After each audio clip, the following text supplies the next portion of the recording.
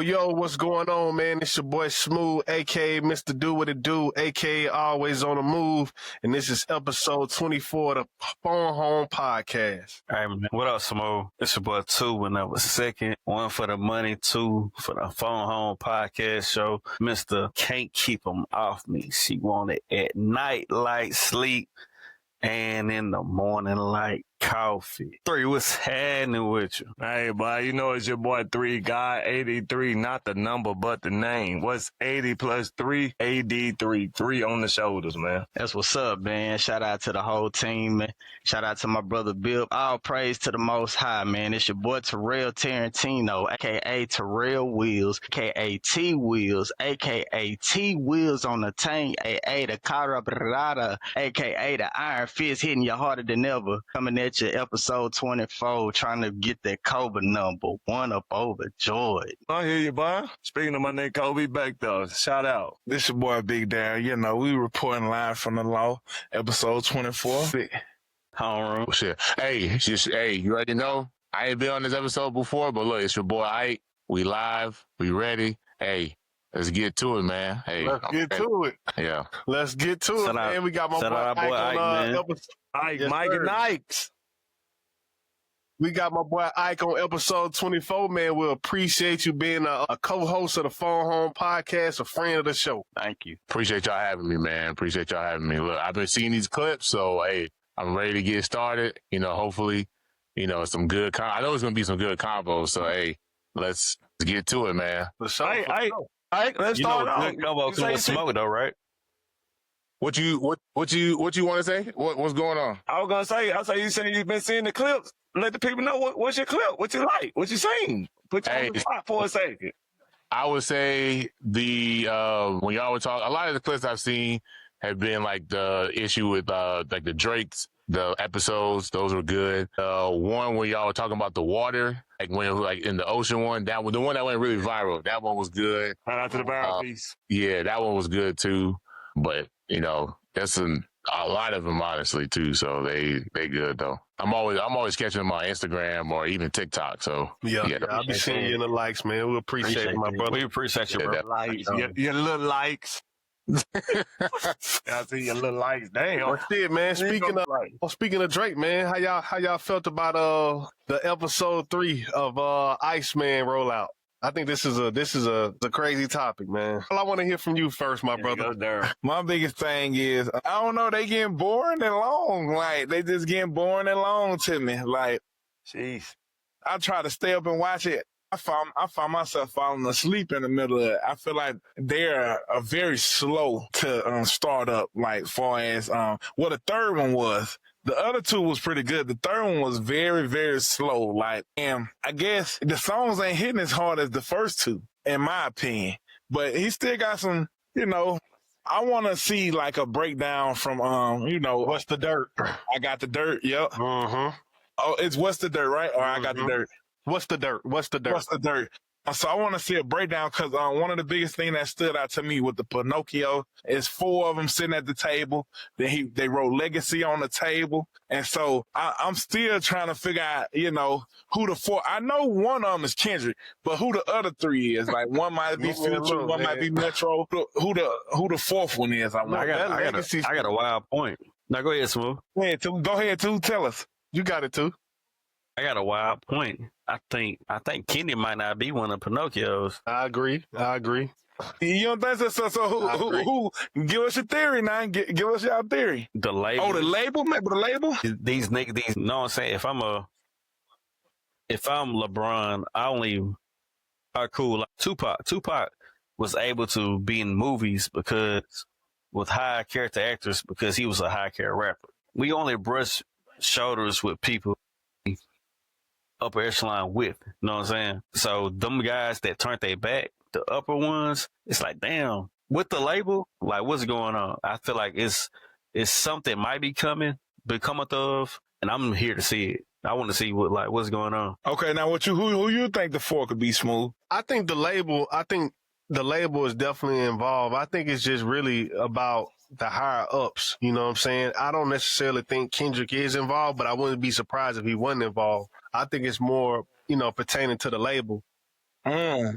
But I will say, I seen somebody say it like it's all the labels, like Sony, Interscope. So Sony, Universal, Yeah. being Def Jam. with it Warner. Yeah. So like all these major labels, like trying to tarnish his legacy. You know what I'm saying? So Wow. yeah. So So now he went from Universal, and not him, but so from being from just Universal, and he's thinking like the big labels are trying to like conspire to bring the downfall of Drake. Because Charlamagne kind of alluded to it, you know, a couple of weeks ago. Like, you know, it's been a long time coming for like, you know, these labels trying to ruin his legacy.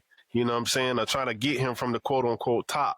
You know what I'm saying? And I don't know why that reason would be. Maybe like, you know, it's because like at some point things need to be changed. You know what I'm saying? I mean, he like we can understand that like it's Kendrick moment, but like let's be real about it. You know, Drake been, you know, doing this shit for 15 years. Right. You know, maybe that constant change. I mean, and then I think Dink said something about, you know, hip hop dying last week. I mean, if you think about it, maybe it's because of Drake. Maybe it's the NBA is not what it used to be because of LeBron. So like maybe maybe there's a, you know, idea of like, yo, when you have people like this at the top too long, it does not allow the game to evolve.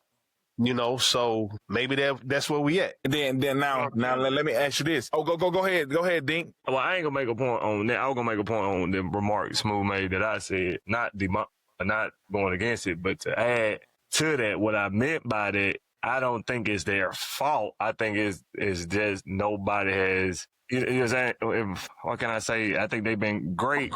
They set a standard, but with them setting that standard, I think that LeBron and Drake is two different things, though. Because with LeBron, you know, he set the standard of, you know, which for better is I'm my own player. I can do what I do. And then that trickle down to the non-players of his caliber to act that way. And for some reason, I don't correspond that with Drake. I think Drake, injured, hurt, whatever, he's still playing, or he gonna get into a dunk contest. Like he done got into the battles with the Meek Mills. I done got into the battles with the Kendricks. That's a great point. I'm gonna still doing the slam dunk contest. That's now, a great don't get point. me wrong, LeBron can do what he want to do, but I'm just saying, when you got somebody of that caliber, now that trickle down to the people that ain't. That's a great point, bro. But I think Drake still relates more to because Drake gonna enter them battles. 3-point contest, slam dunk contest. Joey Badass mentioned my name. I'm gonna mention. You know what I'm saying? I mean, I know Joey Badass is perfect point, bro. Nah, but you're right though, because I mean, shit, Common, Tiger, you know what I'm saying? Any rapper far below Drake getting a shot. But now let me ask you this. I always said that was commendable. Yeah, but now let me ask you this. Now Daryl's gonna, not gonna agree. So let him. That's my thing. I think Drake is the most comparable to LeBron, right? And I feel like Drake, he ain't really respond to Common. Common really like got at Drake. He ain't respond at Budden. That's two mans. You know he ain't respond at Budden. He respond more at Budden now since Budden don't rap. But he ain't responding when Budden put out like 10 songs to him. But I'm just saying Drake is more comparable to LeBron in the stature of like he changed the game. He's all around player. Like he puts up all the stats so far as #1 albums, the most close to most #1 albums, the most singles, so stat wise and how he operates and has changed the music industry, he is very comparable to LeBron James. Now we say one off like getting into the little competition, but LeBron James has been in a dunk contest. He has not. He has not. Yeah. Not once. Not once. No, and I don't think high school. Cool. I think McDonald's. Yeah, high school, brother. So the McDonald's. Okay, that's what I'm thinking about. Okay. Right. Okay. But if we take that out of consideration, right, just getting into the little battles, right, everything else aligns to me with LeBron and Drake, and I feel like that's why Drake was so hurt about LeBron just being a big fan of Kendrick Lamar and just doing that. Cause it's like, y'all have like, even like with the headline, is the headline videos LeBron was in? Smooth. Not over. Yeah, I'm not sure. It was, I think it was the headline video. I'm gonna go with it. No, it was over, video. No, forever. Yeah, forever. It's Forever. What it was? Forever. Say it again too. They weren't in that video though. Oh yeah, I'm not sure. I'm not No, sure. no, LeBron. It was the one with. I think it was the one with They were just. Eminem. I went to y'all. That was Lil Wayne. That was Drake. Lil Wayne, Drake, Eminem, and Yeah, but that was kind of like a soundtrack. Yeah, that was a soundtrack song. Yeah, but I think we kind of getting away But from that was a soundtrack for LeBron, though. We getting away from the episode, though. You know what I'm saying? The breakdown of the episode. Willie, Okay, what did you think so of it? to bring that back to the episode, right? So my thing is, if the four people are the label, right, or the big three or the big four, we label it, right? I think that it could be because of that, because maybe they don't want certain records broke, Right. Maybe they don't want Right. And his label is ending. Drake could have easily went independent, right? They don't want that to happen because they don't have control of the music industry. So my biggest thing is by him being that LeBron type of figure, you know they're gonna want to try to keep him in the labels and diminish his value. That way they make it feel like he needs the label. So if we tarnish your value, you need us to bring your value back up. Right. If Drake goes independent, then that leads the way for Beyonce to go independent, Jay-Z to go independent, even Taylor Swift to go independent. And that's huge. They don't want him to set that example. Right. What you think, Willie-O? As far as the third episode, I gotta be honest, I really didn't get a chance to see all of it. I do agree more with Daryl from what I did see. It was like a long build up, and it just kind of made me maybe jump to something else. So I still need to really pay attention and watch that. But I just been more listening to the reaction. Some people say it's not the music, it's okay, or it's not a hit. That's what I most But me personally, and just to kind of expand upon that, I don't think everything has to be a hit. Me personally, Agree. I think sometimes it's about how that artist is feeling at that time. That doesn't mean it's not good or it's not great or incredible. But I just think, when I hear people say stuff like that, it just kind of turns me off, when I hear so-called music reviews and things like that. I'm like, man, don't everything got to be a hit. This is music, stuff still. Right. You don't got to drop 40. Right. And you gotta have fillers. Right. You gotta have fillers. As long as they're good, you can stick. Yeah. You don't have to have a smash. You just don't. And mind you, these nigga fillers are some shit they lead off with. Right. Exactly. we talking about somebody should got kicked. You got to echo now. No, that's what I was saying. I'm talking about the y'all. I hear it on mine too. No, I think it might be Ike speakers, right? Yeah, I turned it down a little bit. Oh, okay. Yeah. How you feel about it, bro? Honestly, man, so I've been watching it a little bit. I've been seeing clips, honestly, when it comes to like the whole rollout. For me, when it comes to him doing this, it's more like he just, I got a cat going on. This man over here. First episode. First episode, you got featuring pet. But to me, I just feel like this rollout, I'm not just here and say like what Willie is saying, like the music doesn't have to be good. But for me, I just feel like this is kind of taken away from the actual music that he usually does. And so right now it's more like, okay, he does these rollouts. You see these subliminal messages. He's riding down in Toronto. I remember the one of the episodes before he was riding out Toronto. I just feel like we're losing sight of him just dropping music. This is more of like, okay, maybe he wants to do more of like artistry, try to maybe make like a play. I think that's something too that he's trying to explore, because a lot of artists, they want to like venture into different avenues and whatnot. So I think this is him almost like saying, hey, I want to do like a short movie at some point where I can also tie that into rap. So I think right now it's like, it's just, he's taking away a little bit from the music, but I think this is kind of like what he wants to do at this point in his career. Love it, bro.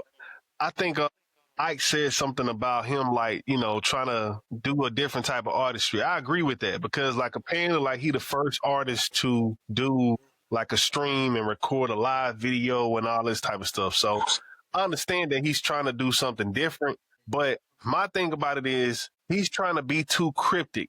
And that's not his lane. That's not his world. You know what I'm saying? That's Kendrick world. What I'm saying? And I think he's gotten tricked by the internet and Kendrick's music videos to think that like, hey, this is what they want. I could be just as cryptic.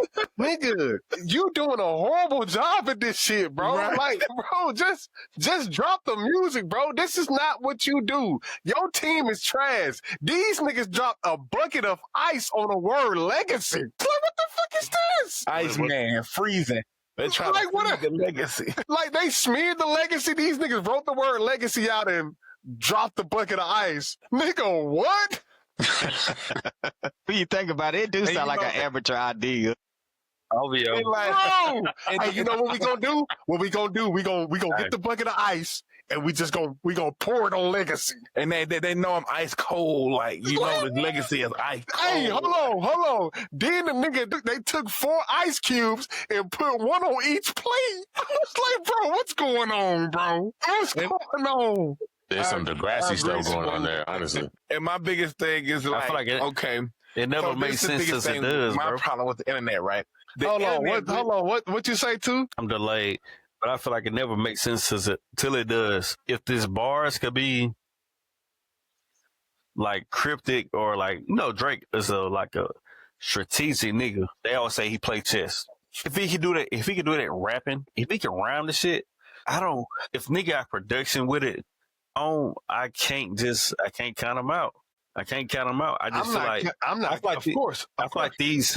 like this shit gonna make more sense when the bars drop. But I'm with you, nigga. Drop the bars. But it's like motherfuckers always they wanted this. They wanted, man. We tired of this. Nah, come out the rollout because y'all praised the other rollout. He come with the rollout. He's trying to show y'all like, look, I could be more cryptic than them niggas. The rollout can be better. But as a Drake fan, I'm like, man, bro, you ain't gotta do this. But I think he gonna prove a point to like this shit is boring. Ain't a point of doing this, and we'll never ask for a rollout again. Oh yeah. I would never ask for a rollout. Me neither. Hell no. Hey, but look, so to your point about like this is you said this is he don't got to do this, right? So my thing is though, like I just feel like he's overdoing it, bro. Like the scenes are way too long. They way too long, bro. Like we waited like 15 to 20 minutes on nothing. Just instrumental, just playing over and over. And then you get to the end and then this is what you do. You just hold your hands up. Y'all got me. But mind you, this house, it looks like cinema. It's like, damn, what's next? No. I can't let you do that. The scenes, the visuals, that's true. All the shit looks amazing. It looks immaculate. He got fucking iPhone background screens in every picture. Like, I agree with that. But bro, I just can't sit up and look at a motherfucking clean background for 10 minutes while the instrumental playing. Bro, look. It's just me though. We don't. I think it's very slow. I think we don't want to, but I think we are. We're gonna do it again. I mean, it sounds like it sounds like Derrick Henry to me. That's what it sounds like to me. Wait, what? And what's it? Hold on. Like Derrick Henry. I want to What you hear mean by this correlation. We ain't talking sports. Nah, I'm fucking out. But nah, for real though. It do sound like Derrick Henry. See, hey, hand that bitch off 5, 6, 7, 8 times. That 10th time, you might have a boom. So it might just be slow, methodical. So he might got something cooking. He might want to bore you to death, and then next thing you know, like Darren Williams do, slow dribble, then hit you with that crossover to the lane. So he might got something. I ain't saying that he do. I'm just saying he might. It's a lot of pump faking, man. It's a lot of pump faking. Hey, I think what it is Drake's fan base is not built off cryptic messages and like finding and trying to decipher his music. His fan base is built off like being very personable and hearing Drake's story. Like all Drake has to do is just go with the storyline, right? The storyline is great to me, like the Iceman, right? And it's a story to like an underdog story. Drake has an underdog story now, and he hasn't had that since the beginning of his career. So I think the message is there, but I think the imagery and what he's painting is maybe a little off, right? So instead of like playing victim, he just needs to play underdog, if that makes sense. I feel you. How y'all feel about the music? I think the music been good. Yeah, I fuck with the music. I do too. I didn't miss. Like that one single he dropped. What did I miss? I think that was a great single, right? She killed it. Fire. I backtrack on it. I think that bit was me that heard, but that bit was really kind of scary. Yeah, I'm like, that bit was not me. When I Like- first heard that, I was like, it put me I in backtrack. the I mode said of, it was me nigga, we that made got it. damn, Like that that got type of clean. energy. Right, yeah, it definitely got that nigga we made it energy. Hey, Yeah. that doghouse song with Yeet, that shit gonna bang, bro. That Yeah. Shit shit hard. Them shit's hard. The one him and Yeet did. I forgot about that. That was That an shit hard as episode. fuck. Yeah, that was For an real. episode. They The did one- two. Him and Yeet got two. The one with Central C is good too. Boy, Yeah. But I think that one kind of went left, but that shit hard though. It was Central C song though, right? This is Drake. No, he's featured. It's Drake's song. Oh, okay. It's Drake's song. Mhm. But shit, man, let's move to the next topic, man. Young Thug. Young Thug again. I love Again. this topic right here. That boy staying in the headlines, man. Hey, Ike, man, since you from the A, man. Hey, how y'all doing over here in the A, man? They say the A falling apart. Listen, the streets is falling apart. The regular people, like everybody in this room, I'm supposed we alright. But everybody in this room, we alright. But the streets, they In out shambles. here they out here like it's a hurricane going through, man. Like everybody they don't know what to do. But I thought, we'll probably get to this too, but I thought the interview that he did with Big Bang Black, I thought that was a great interview. It was somebody who it had to be someone from Atlanta. Like, I saw he was about to go on Aiden Ross and he was about to do that podcast. I said, no, you don't need to do that. That's not who you need to talk to. Because if he had did that, he would be doing stream. Aiden Ross would have been asking him the craziest questions, and it wasn't going to get anywhere. And with Black doing it, or Bank doing it, it was somebody who had been in his position, kind of knows the streets of Atlanta, knows those things, and then also someone who has rehabilitated themselves, and then also can call him and Young Thug respects him. Young Thug, sees him as like an OG. So that was a perfect person to go ahead and interview him and ask good questions, was respectful. He kind of like played it cool. He wasn't trying to like press him. Young Thug was like opening up to him. Like that. Another thing about that too is that it showed how much this whole Gunna situation. Because at first to me, I didn't really I never really thought, why is he so mad at him? But that interview kind of shows you like why he really is upset. And I didn't really understand why, but seeing that, you can see how hurt he was. And I think I understand it more now why Young Thug is hurt from that situation. But I'd love to get y'all thoughts. That was just my, sense.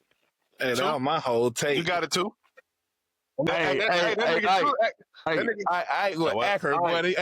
That nigga shot. That nigga too raised his hand. He want to talk.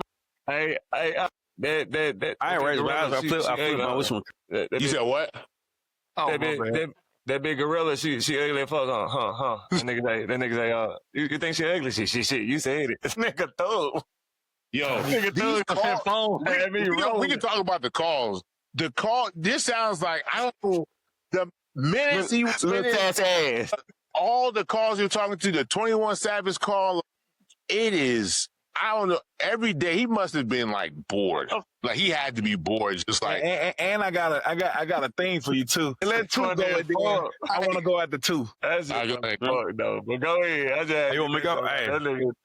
Bro, all right, cool. Funny, If we going one by one, all right, cool. Let me go. Let me get my whole spill off.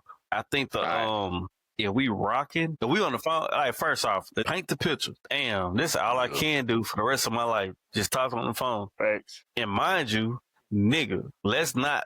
I like to try to keep it in the road somewhat thorough. Outside of being thorough, even though I say I want to be thorough, bro, I've been on the phone. I done gossip with my niggas. I wouldn't say this shit. I wouldn't type this shit on the internet. I wouldn't post this shit on the internet. But we say it, keep it a band. That's all I want to do. I want people to keep it a band. You don't want to give him grace because he was trying to uphold the street code. But talking with your girl or your homies ain't the street code. This ain't the police. And I get that. This shit. Does that exempt you from being joked? Hell no. We jank the nigga with the flyest clothes on for, man, that shit whack. That's just our culture, my nigga. That's just you ain't tell, bro, but we gonna jank your head because you were telling you were so gun ho, bless you. you were so gun-ho about a nigga telling, and you talking on the phone, you pillow talking with the girl you want to marry, which is wild, because I think every nigga does that. But I think my opinion doesn't sway. My opinion doesn't sway.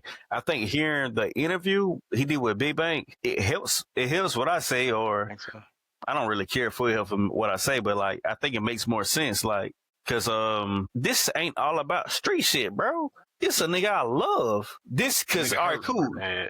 Let's take the street aspect out of it. Bro, we started where you put a locker. No, it's not a locker, but you know it's where you put their beds or storage. Storage. But we embezzling, or we taking money like, hey man, we got a business idea, but I know you got the cash, you get it from nigga from the block.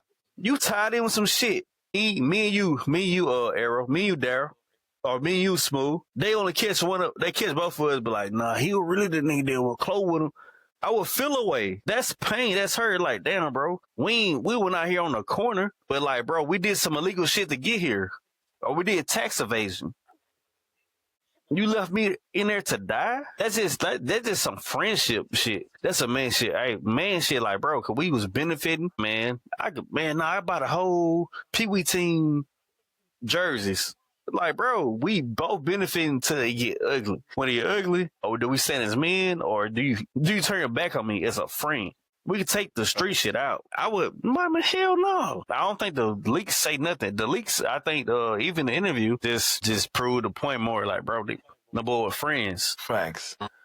That's facts. Like, and my biggest thing with it is, it actually changed my perspective. Cause now it's like, yeah, Ghana, you did snitch, and you knew what you were doing. And the one thing, hey, look at Dink over there. But Dink, I'm gonna tell you, like, Dink, check me out now, cause fuck with me, Dink. I'm gonna tell you what really did it for me, right?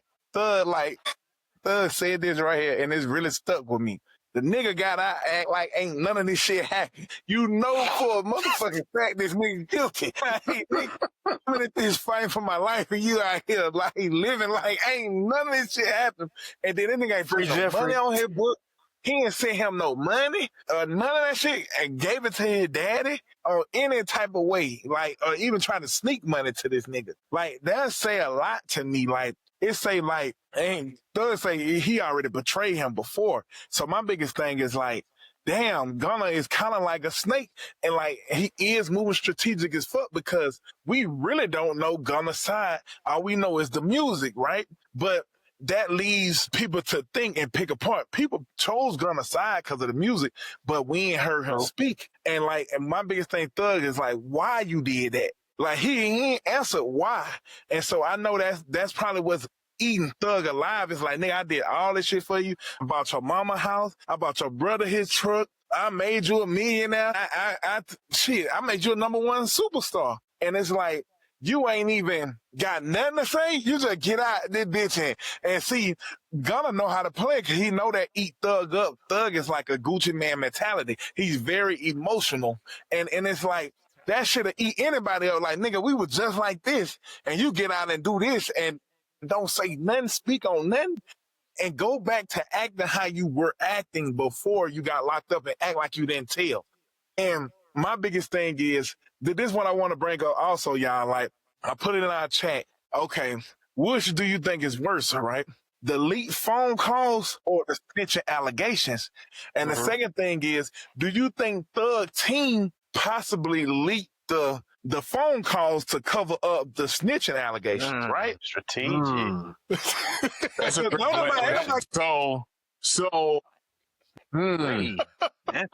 I would say this. I honestly thought the leak calls came from Fulton County DA, like somewhere in the Fulton County. That's what I initially thought too. That's what I think they did. That's Fanny. That's fair. That's what I was thinking was happening.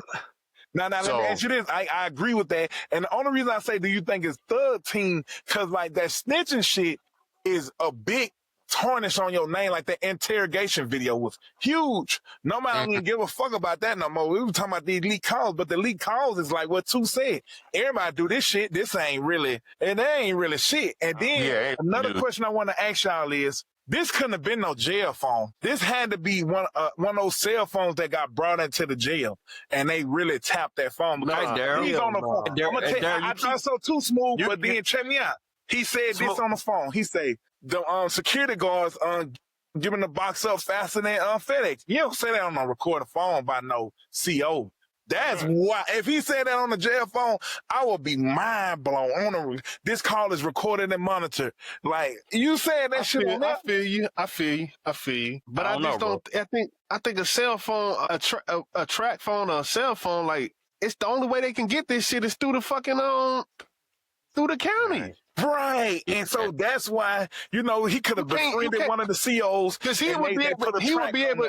But what I'm saying is, if it was a regular cell phone or something like that, that nigga he would be able to sue fucking Apple or some shit like that. No. He can't sue Apple because if the government gets involved, like say for instance, they get like a certain like a warrant or a certain I can't think. Dink might know the word, right? But they get a certain clearance from the judge, they can monitor these phone calls on this device, and they have the right to monitor these calls because it's an ongoing case. And they want to see if because obviously they got all his recordings, so they want to see if he's going to violate. So you saying they gave him the phone? So you saying they know he got the phone?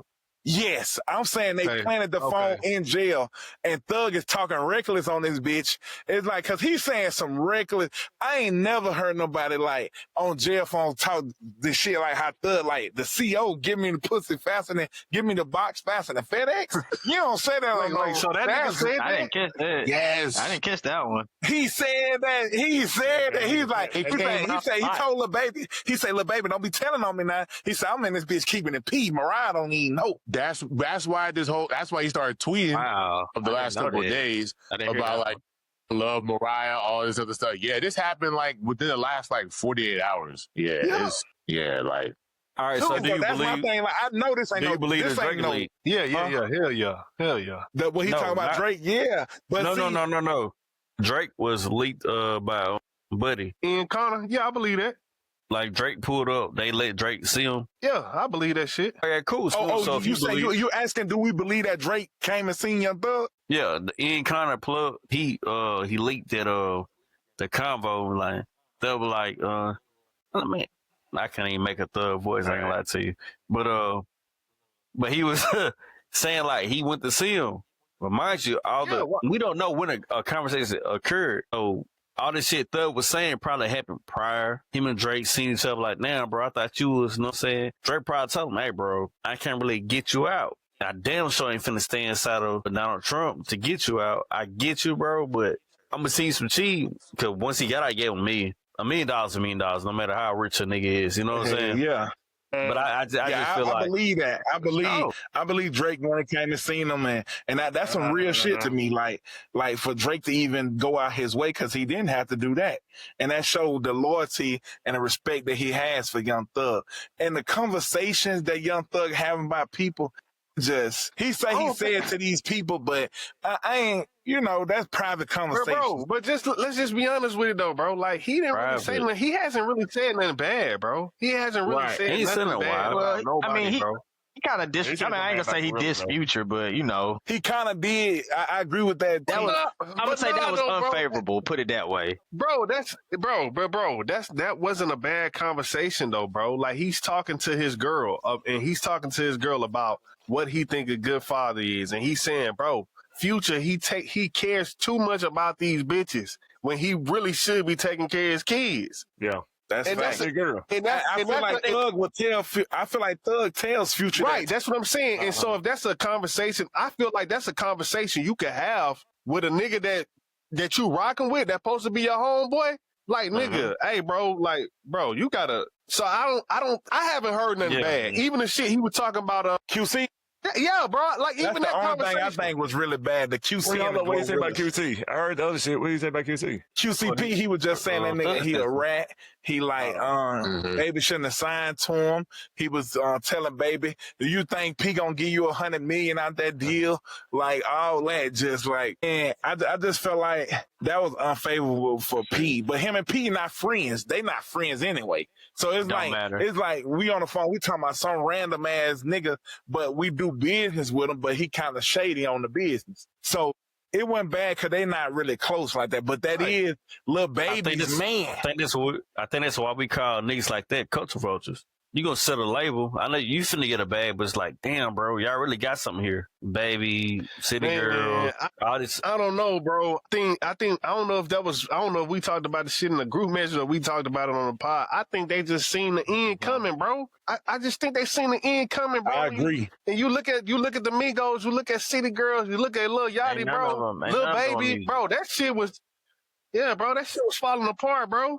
It's a window, Hey, but man. mind you though, Now, but look though, you sell all that, like you said, Migos, Lil Baby, City Girls, Cardi B, fucking damn, Yo, manager Lil Cardi B. Yachty. I thought they wanted, yeah, everybody said they had Cardi. I think, Yeah, but I'm saying you managing sell Cardi B. everything, whether they was like Blossom at the time, you selling a good gump of hip hop. It may have been just Of Atlanta, though. I agree with Smooth say. I think he's thinking it was I mean, too. Look where we at now, though. I mean, so Hey, look, bro, look though, nigga, wasn't that Migos? Migos had just sued the nigga. They had just sued. That's what I was just saying. Yeah. They probably. Offset was trying. That's why they. No, I think Offset was trying to. That's why they Offset, broke up. yeah. That's why. Yeah, that's why. Well, Taking Two. Quay was moving. A2, like they say in sports, nigga, it's better to get a nigga too early than too late. And I agree. And that's what you do, though. You build up a label. You'd rather get a All right, nigga, cool. rid of Hey, a look. nigga a year early than a year too late. Let me throw another point up though. Early, you still get some, huh? Let me throw this point up. But why you do that, you're giving up a piece of culture. You letting them. What they do after that on QC, they probably got another drop.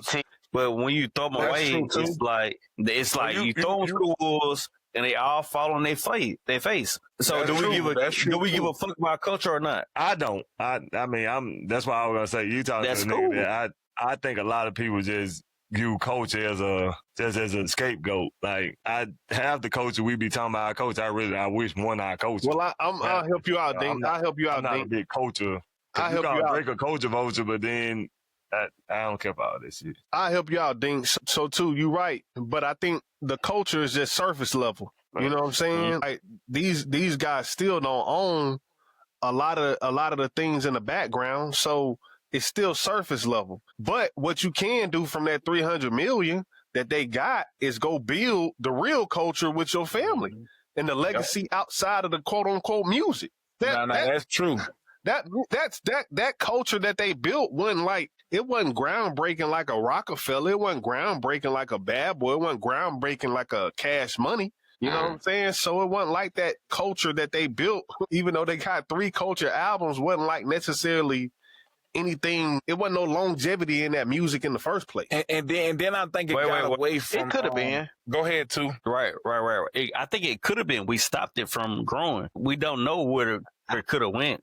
I think they like stopped some of that shit. Like my bad. Like What you exactly think, though. T? But I'm saying because I mean, just you know, we was kind of talking about how I think it may be a combination of things, but when I say they stopped it, they helped stop it too, is because and I'm not mad at them. Sometimes you see these guys get different branding deals. Sometimes you see them doing more other things outside. You see them do so much other things that sometimes you forget these people actually rap. You know what I'm saying? And that's kind of how I feel about Cardi B a little bit. You know what I mean? But going back to to this, sometimes they just lose sight of I remember that post Baby said music ain't gonna get us in the door. It was something he posted on Instagram. I was like, music is what got you here. You know what I mean? Like, what are you talking about? That's the only reason I know you, little baby. You know what I'm saying? That's what I was trying to, I was like, what is he talking about? But in a perspective of things, I'm not mad at it, because if you become a high artist, and I can see, man, you got to think, sometimes these people probably come from unfavorable situations. They probably come from, they got a background of, and they probably can only get so rich. Yeah, they had money before they made it, but but they probably gonna be hood rich. And you make it rap, and and they probably really wasn't rappers for real, but they just so happen to have a talent. They just so happen to know how to put words together, and they just so happen to get famous. All right, so you really wasn't serious about the music anyway. Now people throwing all this money at you, saying, "Hey, and just stand next to this car, and and hold this for me," or look.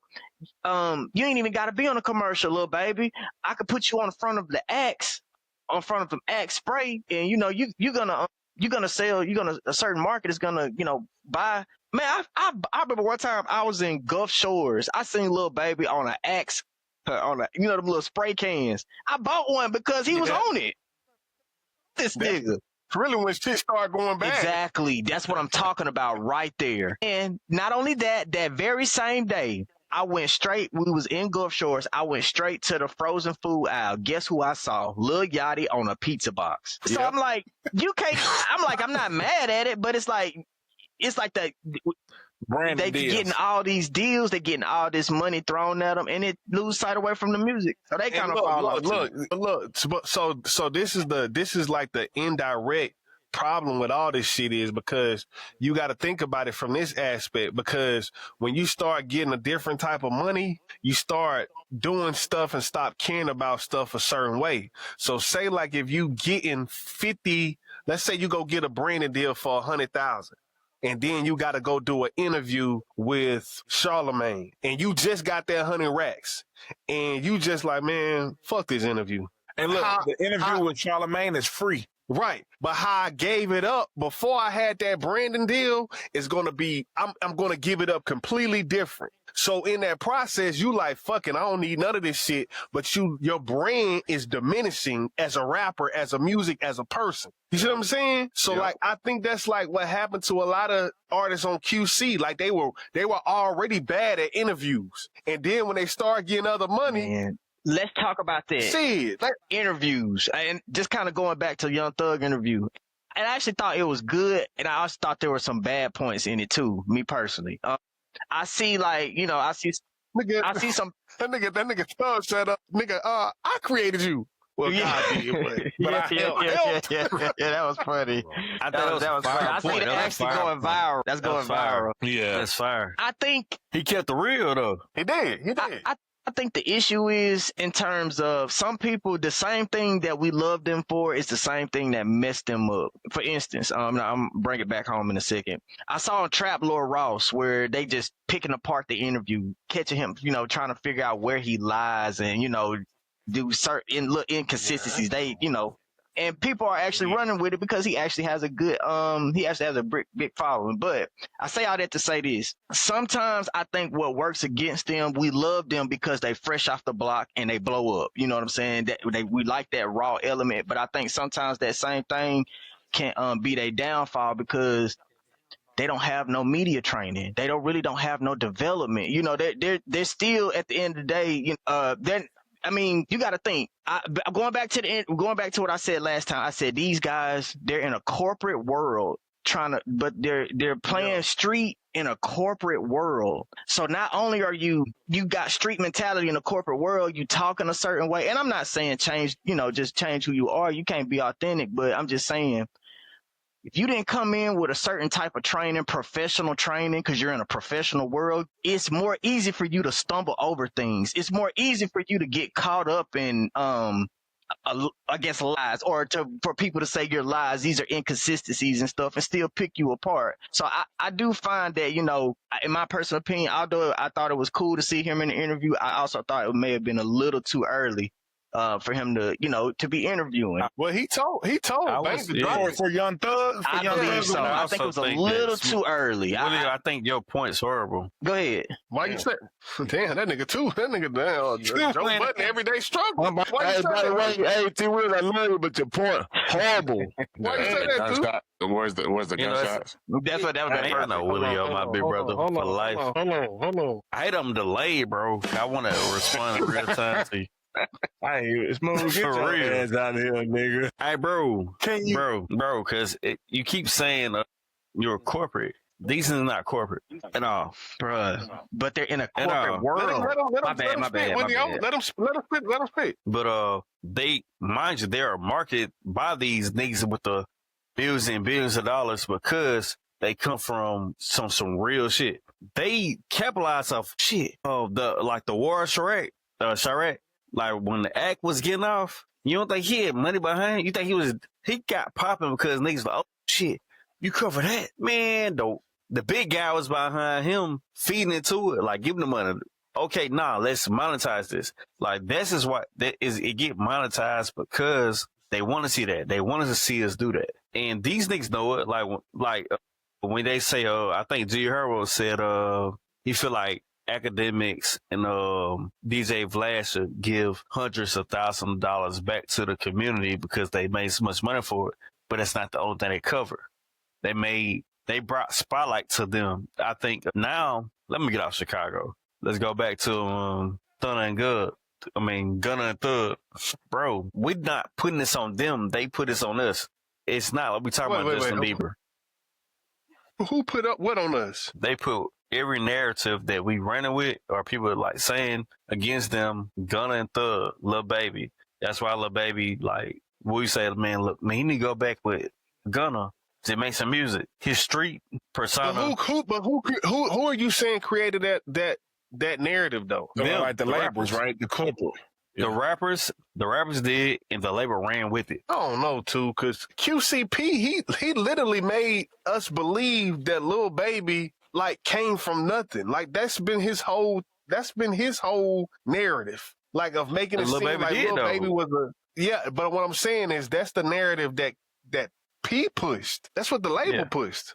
Yeah, but because Baby, when he was always in the pictures or these videos with the rappers, with the money, he was always him with the rappers with money too.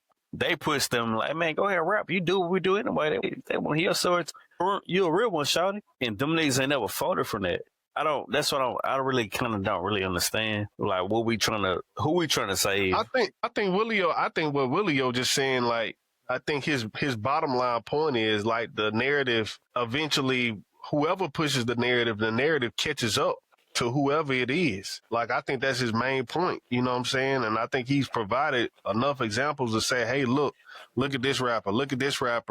You know what I'm saying? Whether it's the label pushing it or whether it's the artist still ends up on the other side of the bad end of the stick. I get that too, but I think what Willio doesn't say in this specific space is we champion a person that's pushed a narrative. I feel like it's more so like Greek mythology. Whoever comes out with a head, to me, Gunna's the one that comes out with he's Zeus. He's the one that like, yeah, I'm king. Man, we skip that point. Bro. But listen, this is why I can't get with the Thug and Gunna shit, bro. Because I feel like Gunna played the background. Thug is the one, at the end of the day, he's the one who was just like, he came out of jail saying, man, fuck that nigga, he a rat. He did that. You said what? And the media ran with it. I'm not tripping. I'm not tripping that he a rat. I'm not tripping on that. I'm just saying. That's crazy. There got two. That ain't Darren. Hold on. That's Ike shit. I see. That ain't Ike shit. Mic check. No, that ain't me. That's Dink ass. That ain't me. Hey, you got it, me? That's two. I'm mute the whole time. That ain't two. Is it mine? I haven't said anything. Is it mine? Nah, you good. Is it mine? Nah, I'm good. Microphone on mute. Like in the camera, on the software, can you put your microphone on mute, Ike? Yeah, I got you. Hold on. Let's see. That's what we'll do. We'll go one more. Is that me? It ain't me. My shit was on mute. That's Ike. But how is it doing that? That's what I'm saying. It's losing the echo cancellation somehow. Oh, no. But with the Gunna shit, Gunna and Thug shit, I just feel like, man, I don't know, bro. I just feel like even Big Bank, he had told Thug, he was like, bro, you kind of like brought this all on yourself, bro. You know what I'm saying? And at the end of the day, like, you know, but this is a surprising thing, though. Thug really did take accountability, though. He really did take accountability for his actions, bro. that was dope. That was dope to see him take accountability for his action. You know what I'm saying? So I think, like, for me, I think at the end of the day, I kind of feel like, you know, you really can't blame Gunna for how he moved. I will say this too. I don't think can't blame Gunna for how he move. I think you can. what you want him to do. You say you You do can't what blame Thug him. said. Talk about that shit. All right, so this is my point though, Daryl. This is my point though. I don't think if y'all know Gunna, if you seen past interviews, he don't know how to articulate himself. No, I thought you were talking about like far like him. I think that's why Thug No, said it though. I don't think Why Gunna. you was I on don't a- think Gunna knows how to articulate himself. Like Thug even said, when like, They that, don't have no media training. that They interview should that I invest watched in it. with Big U too. When I watched the interview with Big U, after he had said, like, you know, he wasn't associated with the gangsters and shit like that, that nigga be in the interviews doing shit.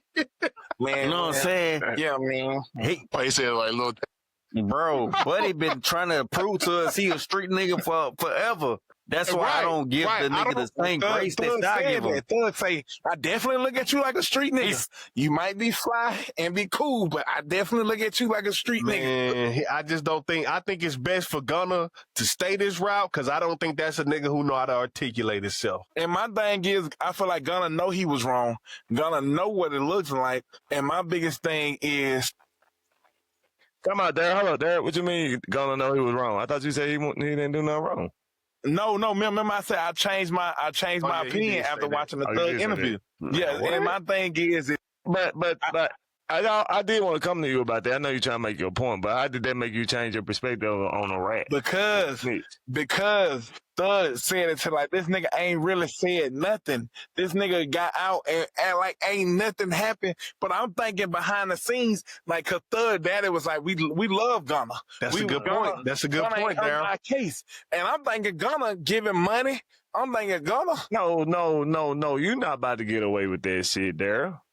I'm telling That you. shit, just cause a nigga didn't do after I the talked fact to him, doesn't D. make your first initial thought all of a sudden change, nigga. Hey, but look, though, it's I stopping the kinda blow. like, We can't get away with that. No, Just cause after the fact, just cause you find that the nigga is also a horrible friend doesn't mean that he all of a sudden want to snitch no more.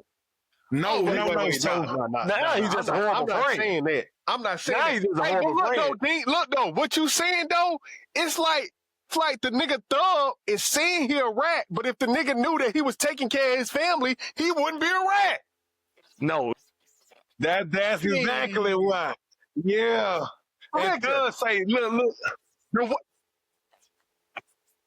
But what I'm saying is, if That's how you make he it. said in the interview is, you weren't taking care of my mom, you weren't taking care of my dad, none of that. So what I'm saying is, if he would have been taking care of his folks, would he been a rat? yes, You he can't ain't. even- That's what I'm trying to tell I'm you. not asking you. I'm not asking your opinion. I'm asking you what you think Thug would have said. I'm telling you, Thugger probably would have never took it to the level and let it ride. Just because he said that don't mean he not saying he not a snitch. He just saying, damn, you snitch, and you can't at least take care of my folks. Like, Okay. shit. But Dean, I Yeah. agree with that right there. I would what let you said. ride. I would And let my you biggest ride. I thing, would let you Thug was ride. like, If you'd have Yeah, took I'm care of gonna my let you. folks. Hey, cuz you fuck me over, cool, but you making up for ground. Cool, Right, all right. and But then- damn, and so- you gonna so fuck me my over, biggest then thing fuck my is- family over? and then my biggest thing is Gunna ain't said shit about it. Like, he can't even tell Thug why. No, Daryl, I ain't letting your ass get away with this shit, dog. Hey, You it changed my cannot mind. tell. It changed All right, my mind. hey, all right. This where I'm going with Daryl. Wait. I think I might give you some background there. I need a little backstory because So here go your backstory. So me and two, although we disagree on my situation, but anyway, is that we both say Gunna is a rat. Two think he a snitch. He a snitch. Me and two think he a snitch. I didn't think he was. Now hold on. Let me give him the backstory. okay. So me and two think the nigga. I don't know where T Wood's still on the shit really, but anyway, me and two think the nigga gonna snitch. Now to me, snitch ain't a bad thing, ain't a good thing. I just give you black and white what snitch mean. Snitch mean you told. Whether I'm saying I ain't against it, I ain't for it, it doesn't matter. That ain't what I'm here for. I ain't here to advocate which side. I'm just giving you the black and white definition of snitch. Hold on, Dean. Pause right there. To me, snitch only comes in the terms of you doing some criminal activity. So if you call the police for car insurance or like somebody breaks in your house, let him get off, Darren. Let him get off. Hold on. And he tried to bring that up. I say, bro, at the end of the day, snitch mean to me, if snitch is two different things. That's why I say snitch just got a bad negative connotation to it. To me, snitch mean you told. If somebody stole out my house, I call the cops. Hey, it was a dude in a black jacket. They in a maroon Malibu. I'm snitching. Look, it is what it is. Whether you call it or not, some people say that's civilization. I got a black and white view of it. Snitch just a bad connotation. That's why I say I just call it tattletale. See, Will got his hand up. You gave information. Put it at that. You gave information. Let T. Will. Let him finish because he on a roll. He on a roll. Let him do his thing. Okay. That's just my thing, right? At the end of the day, it's black and white. Either you're pregnant or you're not. That's my thing about snitching. Either you're pregnant or you're not. So my thing is a gray area. I don't think it's a gray area. That's what I'm saying. That's what I was trying to tell you from the get-go. So people think because you're a civil, what they call it? Civilian, nigga. Civilian. God damn, I couldn't get the shit out. Just because you're a civilian don't mean it's not a snitch. And I say, bro, that's still snitching. That's still snitching. Yeah, facts. That's still snitching. That's why I said we need to call it something else because you still telling. But it's a different capacity because you got to get the origin of the word. No, I'm not talking about a capacity. That's what I'm trying to tell you.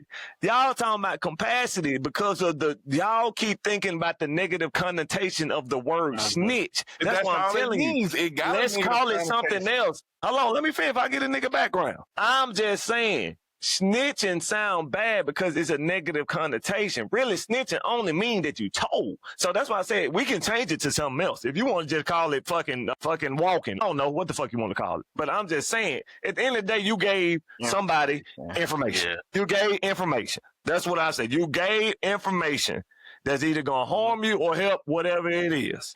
So anyway, once I made that, once I said that dialogue or whatever. We went to Ghana. We went to Ghana.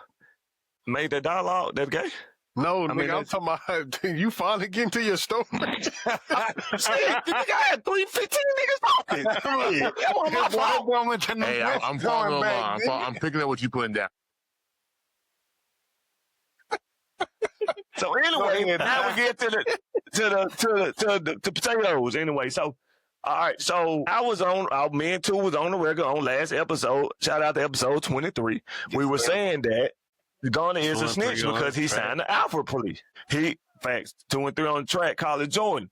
The nigga signed the Alpha plea. Alpha plea basically saying you admitting that we got enough evidence against your homeboy to go on with the prosecution. Against you. Not against homeboy. No, it said against, it's against the organization. It's against Gunner's charge. So that one charge he has, they got enough. No, it was against the organization, big dog. They asked him about YSL. Hey, let him tell us side of the story there. Am I tripping? Did they not? Is it not? No. He's not getting charged individually. He's getting charged as a group. As a group, yeah. Right? No. But he has one charge. They're there to forgive his one charge. They're saying we have enough. You're admitting guilt for your one charge. You're not talking about Thug's case. We're talking about the one charge that you have. That's how. There. All right, there. I'm gonna give you a question. Me and you on trial. You got your individual trial, and I got my individual trial. Yep. We're both of us tied together. Yep. They say, hey, Mr. Dinkins, is the group that you and don't even say you, just the group that you're part of, YSL, knowing that you part of the group, and say, hey, is the Chiefs Nation drug traffickers or whatever? Right. Let's go with the Chiefs. Matter of fact, let's just go with the Chiefs because we had allegations of cheating for some reason. So if I'm on the team. I'm a no-name on the team, and somebody come and ask me, say, hey, be honest, did the Chiefs cheat a little bit? Did you cheat? And I say, yeah, we were cheating. Who automatically thinking of Red Nation, Chiefs Kingdom, who the first person you thinking about? Andy Reid. Andy Reid. Nigga, this speech. Andy Pat Reid. Mahomes, nigga. You thinking Andy Reid, okay. Pat Mahomes. See, I don't know. Okay, so this is where we disalign right here. So Young Thug and Gunna got two different judges. And last week, I need to clear this up. So when you were saying Sarah too, I didn't know that was Built girl. I'm thinking Sarah was your girl, and your girl was asking you those questions, and you just admit to your girl, if that makes sense, right? So it don't go again. Wait.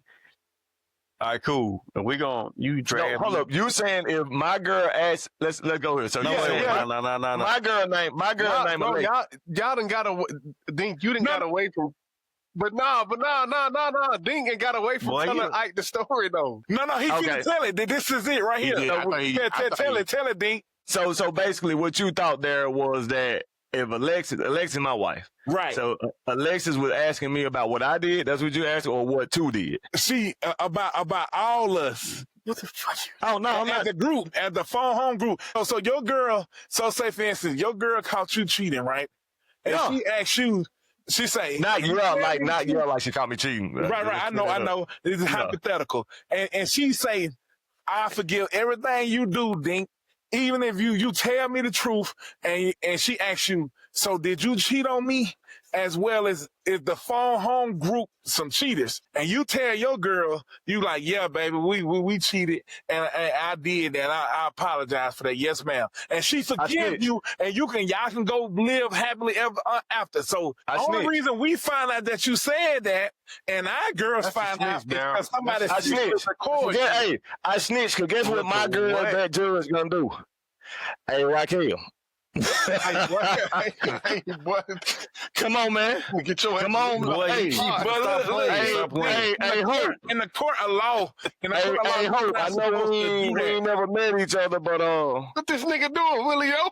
No, I'm just being honest. I mean, let's be honest. But you really think they about to ask me those questions without intentions? But nah, bro. That nigga said. What's the point about me? You can't have conflicts of interest, dragging everybody else with me. So that judge can't tell Young Thug judge that. Yes, they know they might do it at having dinner and all that, but you're not supposed to like have a conflict of interest at all. Yes, they do, bro. They not. I know they do it secretly. They're not but you're not supposed to. No, there. I'm saying at the end of the day, bro, you're right there. They're not asking you. They're not giving you a plea for no reason, bro. Most of the time, those pleas. Damn, T. Will got off out of there.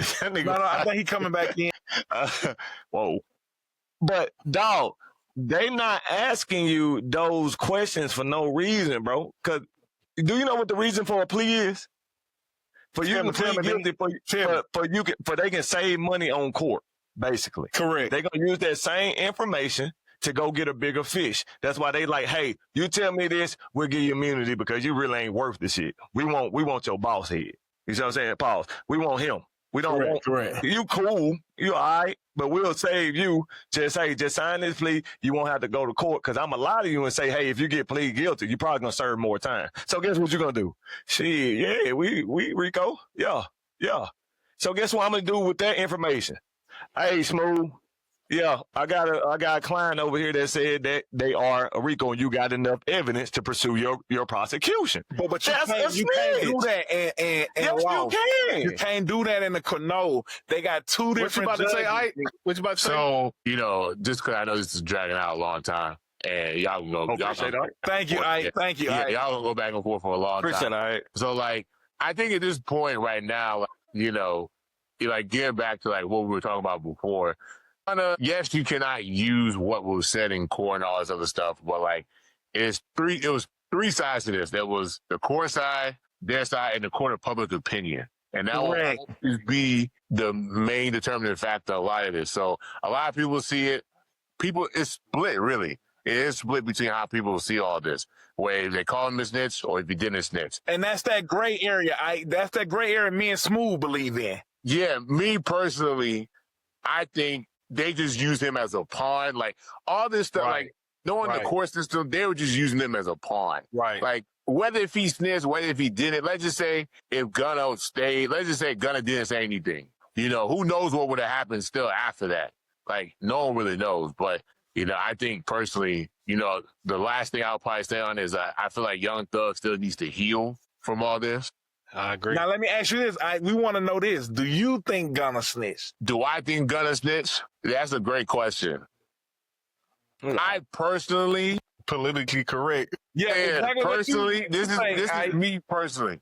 This is me That personally. boy sound like he in the interview. I very clear and concise. So Yeah, I love it though. I look I'm like trying to say it because it depends. Because like I would say this, it depends on how you want to look at That nigga politically correct like a monkey. Yeah, what he did, what he wanted to do.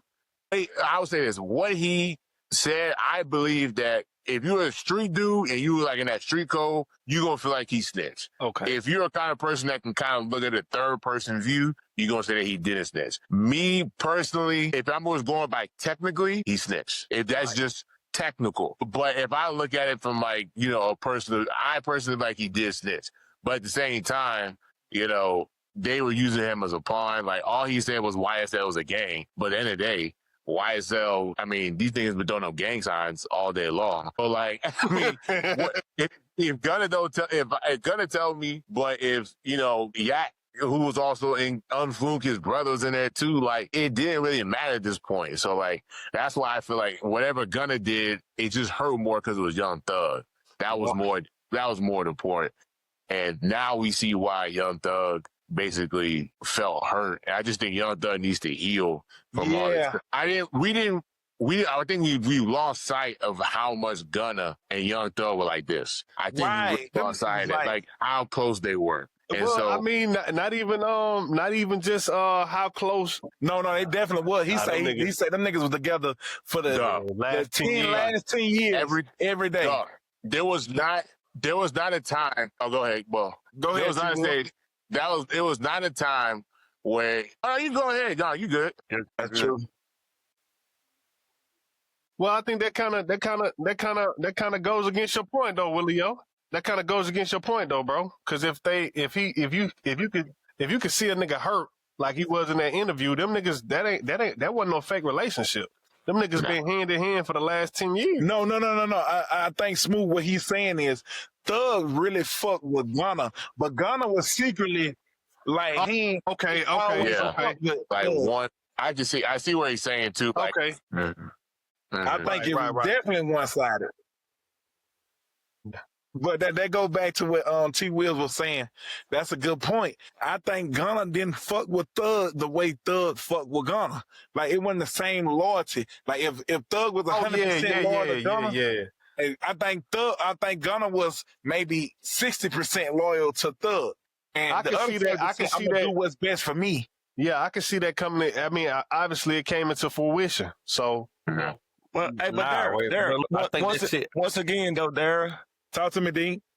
My bad too. Once again, though, Darryl, that's why I say you proving my point of him being a snitch. Now I know you saying legally, yeah, you can't say nothing against him, but like you said though, one of y'all said the shit in the court of the eye, right? That's what Ike said. Like, you like that's why I say I don't. That's why I don't put snitch with legalities and this and that. That's why it's so black and white. It's more black and white to me because it's confusing. If that makes sense. That's why I'm saying. So just because of the confusion, it's supposed to be black and white to me. If you was really his boy, like Two said from the get go. Why are you like telling, hey, for me to get out, shit, you on your own. But shit, they told me if I do this, I'm out of here. And of course, if you get the double okay from your homeboy, that's a different story. But at the end of the day, you still snitching. But see, now it might not be this is my biggest thing, but that's snitching to me. So last week, my biggest thing, Ike, this was my biggest thing. Mm-hmm. If they wouldn't have got Gunna on recording saying, yes, ma'am, ISL is a gang, Thug could have played it a lot different. Thug is watching this in jail, like, damn, this nigga snitched and they got this nigga on recording. That looks so bad. Like, they got you on the stand and you saying to the judge, yes, ma'am, YSL is a gang. But if they didn't have the recording and only the paper, the black and white, Thug could have played it like any way. Like, nah, Gunna ain't snitch on me. Gunna kept it 1,000. I disagree because the way Young Thug thinks is he thinks like a street dude. At the end of the day, he find out that Gunna get released. He know what happened. Like, he not naive. Right. Yeah, true. So, like, what if he see it was recorded? He could have got a telegram and he could have found out. He gonna think the dude snitch regardless. So, just the way Young Thug think, you dealing with a different kind of dude. Yeah, mentality-wise, yeah. Mentality. Now, So, look, let me ask you this. Wait, I think. Wait, Daryl. Say this. Wait, Daryl. Go ahead, think the most Gunna was going to do. So many terabytes, just one. What Gunna was going to do was sit and wait in jail until trial came, and he was going to get exonerated because he wasn't a partner. Well, I think that kind of goes against the point. All that kind of goes against all the points. Then, if Gunna's not a street nigga, don't think he a street nigga, then he don't understand what the fuck is really going on. And so he's just like, oh, I got to get the fuck No. Thug think the nigga street nigga. Wait. And then look, and then back to. No, Gunna think he a street nigga. Gunna went out his way. If you know anything about anything, Gunna went out his way to sit in an interview with Big U. Bro, that's not true.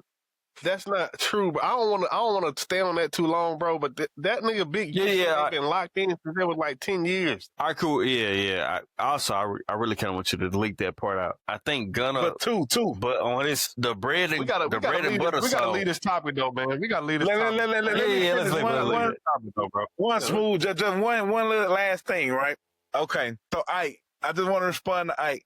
My thing was Young Thug think very different. When he was on the phone with 21 Savage was telling him, don't play it like that, bro. Don't play it like that. And the reason he told him that is because Future, Lil Baby, and Lil Durk, they had unfollowed and disowned Gunna from seeing that one video. If they never seen that video, all they would have to rely on is Thug's word. And then it would be Thug saying, if the nigga snitched or not, or to fuck with him. And what Thug told 21 Savage, he just said, man, how the fuck I'm gonna take this nigga back in, and Prudo and Durk and Lil Baby don't fuck with this nigga no more, based off that video. Yeah. That video also, too, but I did see that clip, too, with 21 Savage. 21 gave a good point, too, about how his brother took the same plea, too. So, I think when 21 Savage made a good point, he was like, you don't really hate Gunna. You just hate the situation that they got put in. And you just wish that he made a better choice. Yeah, that's really what it boiled down to. And so it's unfortunate. I think Young Thug just gotta, at this point now, we just gotta hear music at this point. Right. I'm waiting for the music. Right. Yes, that's a perfect way to end this segment. That's right. All right, we gotta hit him. He on the clock. Hey, so man, so look, how y'all feel about this nigga Channing Crowder? He's back on this fucking Russell Wilson trip about being lame again. Time out. Now, whoa. Don't put him out like that. They asked him. It don't matter. They asked him. He didn't don't bring it up. I'm saying, it does matter. Come on, bro. It does matter. I think it does matter. That does matter. Because I don't think he just out. You making it sound like that nigga like promoting this nigga lame. But it's on the pivot though. It was on the pivot. I know, but Ron Clark asked him. Or he asked him to elaborate on some shit. But what I'm saying is, if it's on the pivot, that means, nigga, they have a segment to talk about it. They have a segment just like wait. All right, cool. This is where it came from. Oh, go ahead, too. They went to the Breakfast Club, and of course it's gonna come on a rap basis because Sierra promoting, I don't know what album, but she's promoting something. Right. And they were asked about Russell, and they like, right. So what you think about just trying to get a hot point? Yeah. What you think about him thinking Russell Lane? I don't think. What did she say, too? She was asking, she was talking about how a man treat her, shit like that. That's what lame is. Then he like or whatever. I forgot I can't remember exactly, but to that point of if you think that's lame, then you might not be doing what you supposed to be doing as a man or some shit like that. 1 and 2. But what's lame though? Like that's the right. So that's the big question. To me, that's the question to me. What the fuck is lame, bro? And What is why lame? that And such- do we think Russell Wilson is lame? No, I don't give a damn about if We're Russell talking Wilson about- lame or not. What the fuck is lame? It's just. All right, But cool. hold on. Yeah. So we gotta answer that segment though. Do we think Russell Wilson is lame, or do we think he's Come a on. stand-up man? No, bro. The question. Wait. is, what the fuck is No, lame? Daryl. Oh, Daryl. Let me ask Like, you talking about the real Let me- definition of lame? Wait. Let me ask you this question, Daryl. This is the question. Do we disbar the word lame? If we keep lame, then we could have a discussion. Do we not call anybody lame? Or do we Okay, keep so lame in our vocabulary? I think lame is a gray area, just like snitching, right? Because I could say somebody taking care of somebody else's son is lame, but that ain't lame. Like say, for instance, somebody's father died, right? The father ain't never raised him, never been in their life, never met their father, right? So it's all subjective. But to a street nigga, you look lame. But in a stand up man, that still look like a stand up man. It just depends on how you look at it. So that's why I wanted to ask. Okay. That's a good question. All right, What's cool, lame? bro. So I feel like, the context and I feel like of how, I feel like I'm the perfect person to ask to, bro. So what you different think? Smooth? aspect. I mean, two. No, let Smooth go first. Let Smooth. well, I'm just Okay. saying, like in the context of how Channing Crowder used the word, is like if Russell Wilson is not a part of these cultural moments and cultural, ideologies, then he's lame. And that's basically what he said. And I'm trying to figure out how, if because you're not a part of these cultural moments, that makes you lame, or how you look. You know what I'm saying? Like you can't control those. You can't control your environment. You can't control those things and how you were brought up. But just because we were brought up separately, somehow, some way, I can look at you, not know you, and be on national TV and just giving my quote unquote opinion and calling you lame. And I think a lot of it had to do with his position on Future, Sierra, and Russell, right? Why he called I don't Russell know. lame. I don't know. I just know that he said he doubled down on the point. Dink, I want to hear what you guys say, bro. And what you think lame is, Dink, to you? Yeah, go think. I got a point for sure. I Though. mean, like you said, to me, it's not black and white like snitching is to me. To be honest, it really isn't. It's a moment. It's not a moment. It's kind of like just a feeling.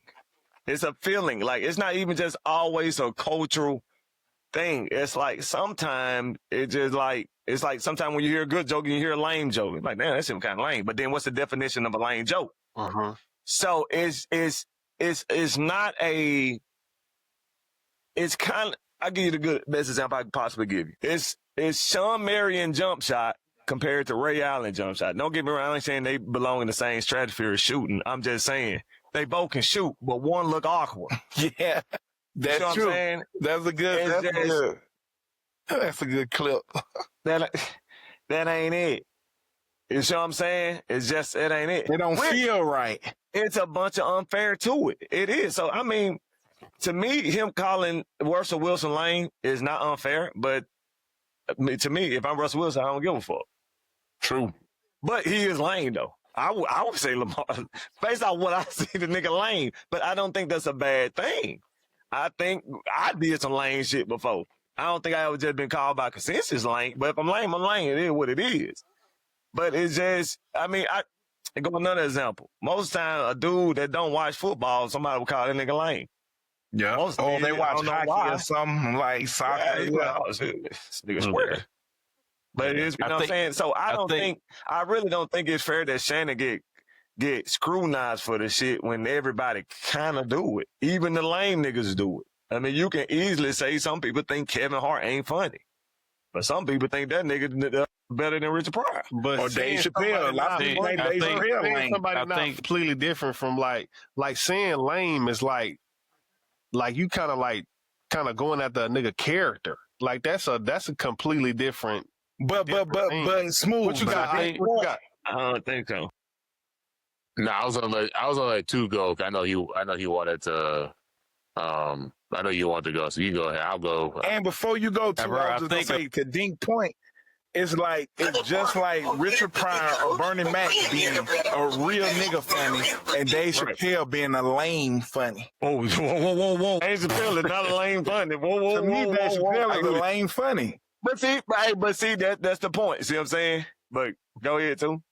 I think it's different points. I think like with Russell Wilson, he's not what we consider naturally black. Not funny. He just doesn't fit in like You cut him out. us. What we call lame. Nah.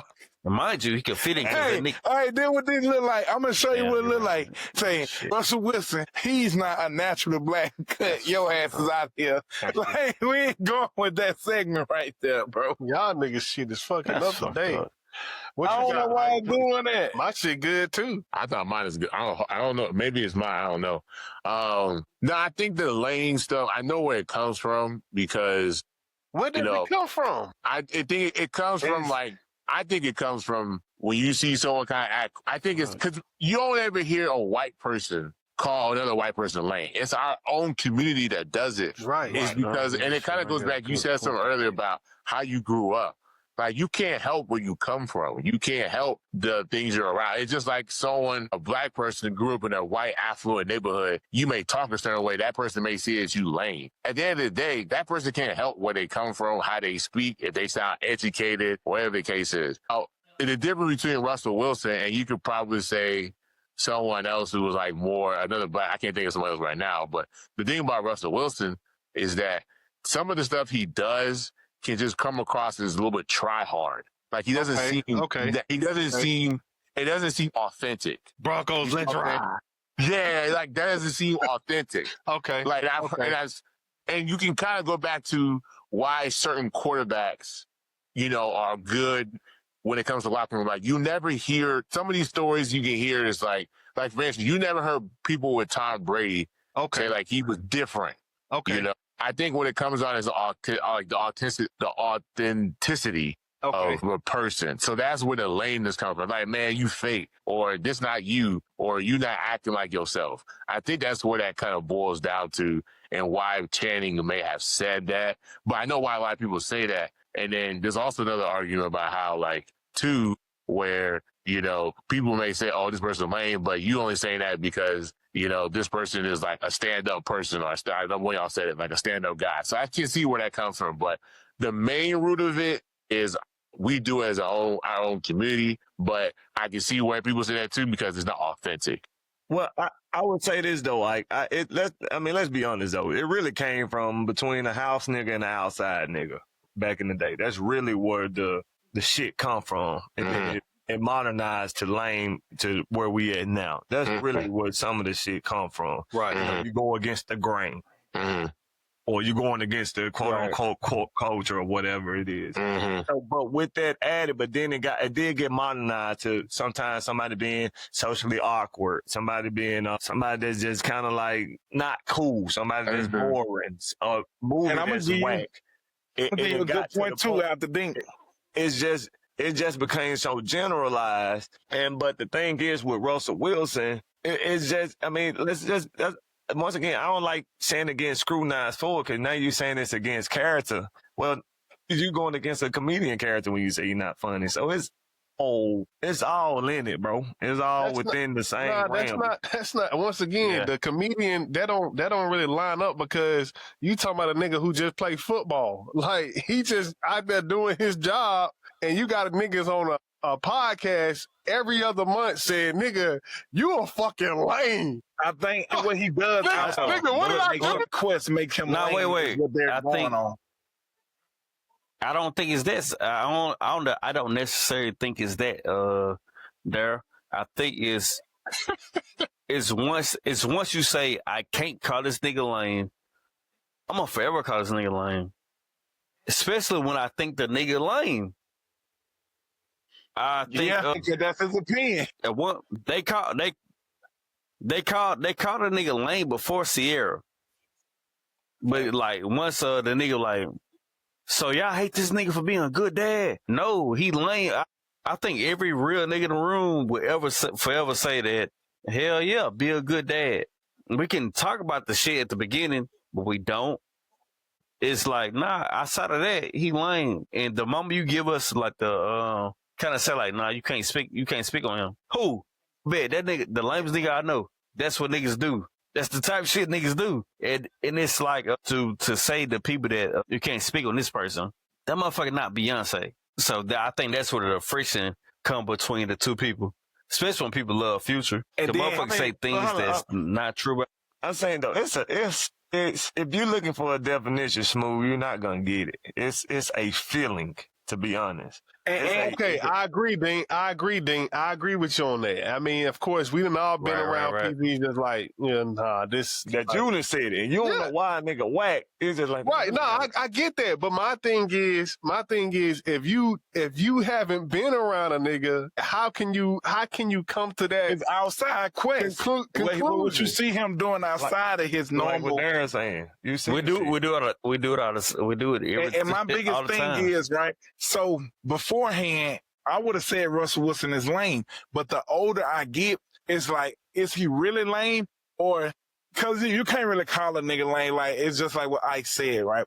He probably came up in a different background. He probably got a different upbringing, and where he's from, that's cool and accepted. Like shit that come on in the West Coast and they do out here in Denver, I think green as fuck. But everybody here love it. You know what I mean? It's like people down south, they don't like that shit they do on the West Coast and the mountains. Fuck that Bay Area shit. Yeah, you know what I'm saying? Hey, Daryl, let me give you a point. Daryl. Let me give you a point. Too.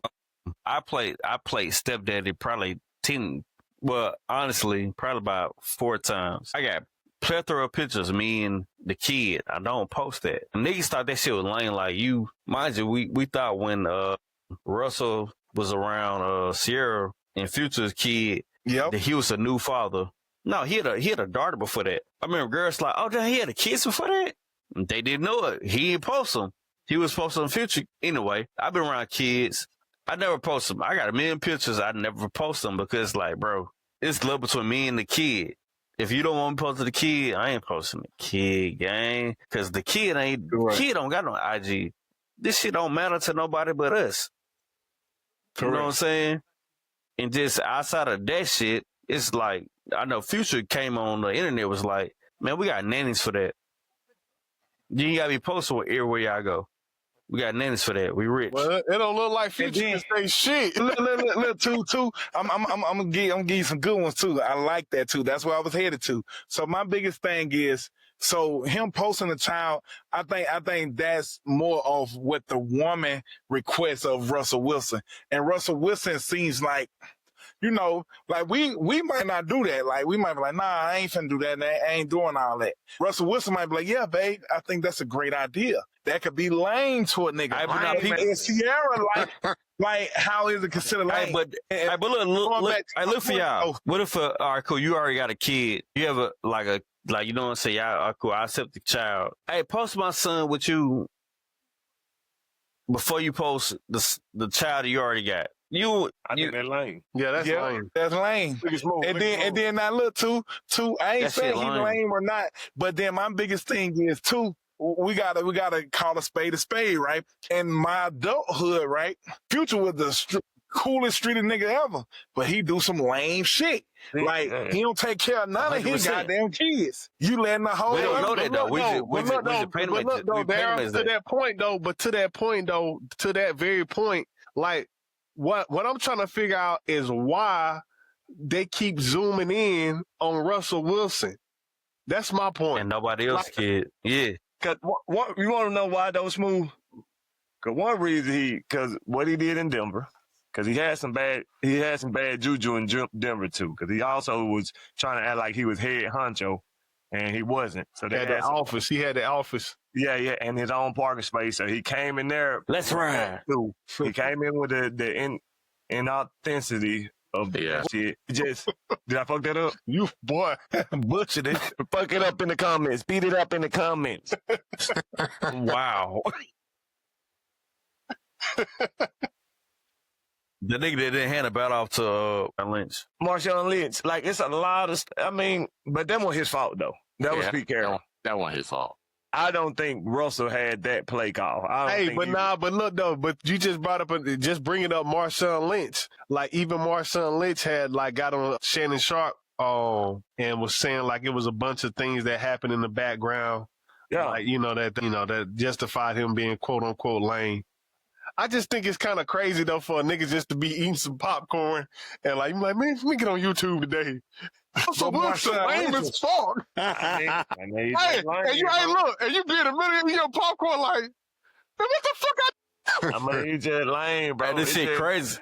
Hey, look, Niggas and we ain't always, talking about, hey, look, hold on though, we ain't talking about no headlines, we ain't talking about a nigga out here doing no stupid shit.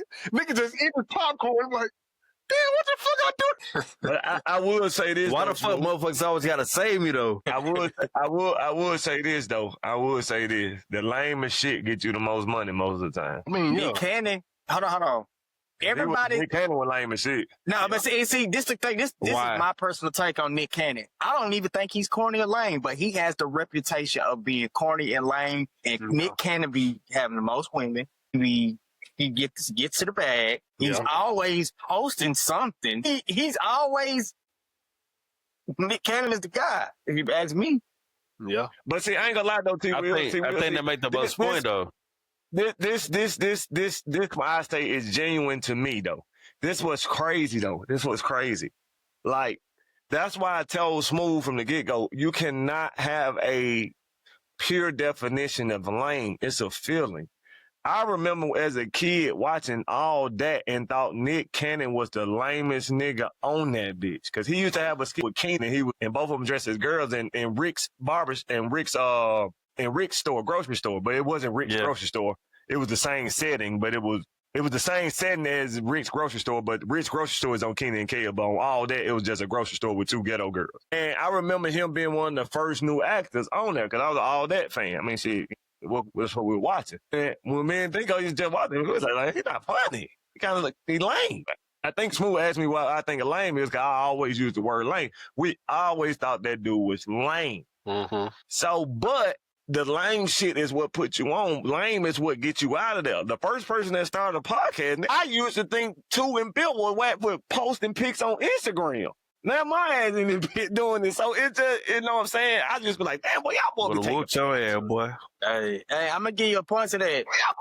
I used to be like, why y'all boy What you about to say? What also don't help Nick Cannon is like the two things was sometimes when you do movies, it kind of like follows you a little bit. So him doing Love Don't Cost a Thing, I think that kind of also like. It's a great movie. That is a great movie, but it kind of falls. He was lame. He was lame in the movie. He was lame in that movie. It's helpful.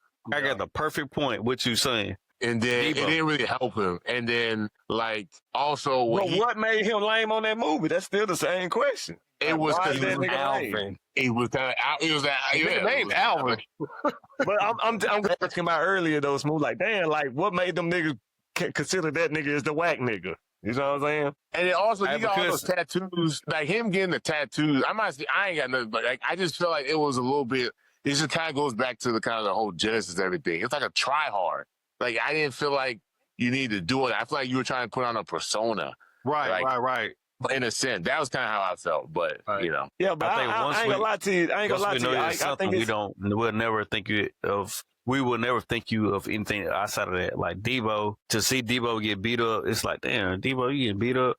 Like, but you're always Debo. Bow Wow, he's always like Bow Wow bad comparison. But like, you also said that about Tyler Perry. And yeah. You also said about Tyler Perry. Goddamn. Yeah.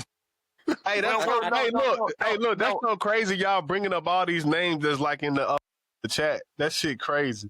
But I disagree. It goes to y'all point. Yeah, that's what I'm about to say. I'll live the name.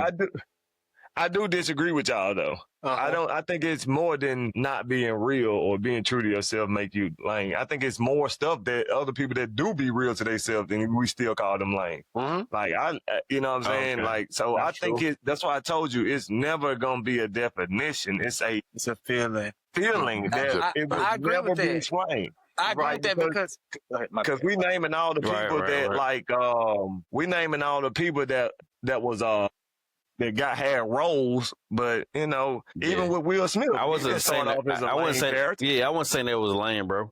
Yeah, I was just saying just like because we, you know, Ike was saying about the roles that Nick Cannon was in and stuff like that. Because even with Will Smith first role was Independence Day, and he was a gangster nigga on not gangster, but he was the cool nigga on Fresh Prince. And that nigga still considers lame to this day. Well, And but so- he began to, yeah. I think I mean, I'm saying, Jada became- Jada made that nigga lame. Yeah, Jada made that nigga lame. No. I We were agree. calling him lame before Jada. Jada. Nigga, I'm saying, we were calling him lame. We were calling him lame for getting jiggy with it. We called him lame. That's way true. after. That's way true. after Jada. They just said it was a good song, but they But ain't no, say he get wasn't jiggy lame. with it is way after Jada. I think Will was the good guy before Jada. Yeah, Will was right. like, He was a good, cool guy. That's Champ- what yeah, is the officially champion lame. guy. No, he's Nah, no. it's not. I'm not saying. lame. I'm just. I don't know. T. But for the way he No, lets Jada treat him as a man. I think that's but I'm saying though, niggas That's was the calling The Tupac him whack shit. before that though. The Algacina. Nah, I want nobody calling him whack before then. Algacina's. Cause niggas know that yeah, I guess the way he's perceived. And then on top of that, he Summertime. slapped Chris Rock. Nigga didn't call him whack before Jada, bro. I know. I don't feel like Let's that. move to the last topic, man. For we got like 8 minutes for this segment in. Okay. Go ahead. All right, so how y'all feel about the report coming out? I believe last week about the U.S. Army admitting to spraying black neighborhoods for biological attack experiments, spraying toxic fog to simulate attacks. I don't know, man. I could never get no real information about it. No, this is not a conspiracy. Like It's real. they actually admitted They this. saying it's real. Saying somebody sprayed a text. No, I mean, spray. If Yeah. you ask me, No, hold on. My bad. T. Will explain it to me. Explain it again. all right, I'm gonna pull it up for you.